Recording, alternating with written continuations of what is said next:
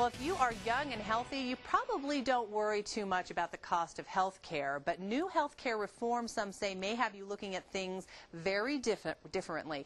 Mike Boyd with the Colorado Springs Business Journal is here with more on this. And there's a story in today's issue of the Journal. And it basically looked at a study that was done that took into consideration 3 different demographics and saw who would pay what if this reform took place. So what type of demographics are we talking about here?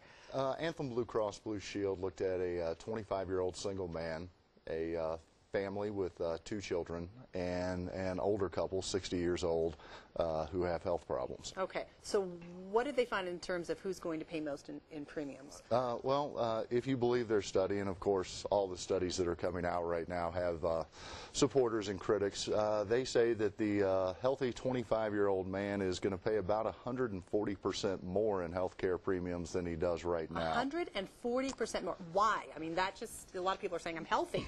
You know, I shouldn't be paying more.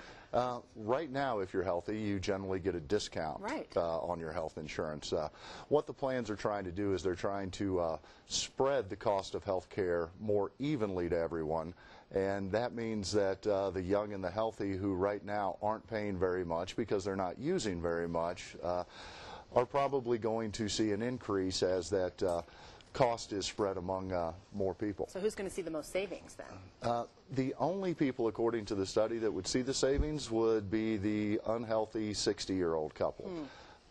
Okay. Well, what should people be thinking about? Obviously, this is one of many studies, and you know we're getting so much information out, and there really hasn't been any specific bill and reform bill that we've actually seen. So, what do people need to consider as they read studies like this? People need to look at them. They need to consider who's doing the study. The critics of this study say that it's done by an insurance company, so the insurance company probably cherry-picked the data.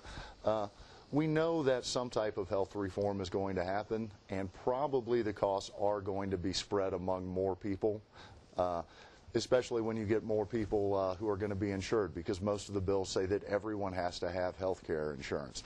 So you need to look at it, you need to consider what your situation is, and you probably need to do things that are going to keep you as healthy as possible so that you can use those dollars for other things. That's right. All right, well, you can read more about this in today's issue of the Colorado Springs Business Journal. We'll see you next week.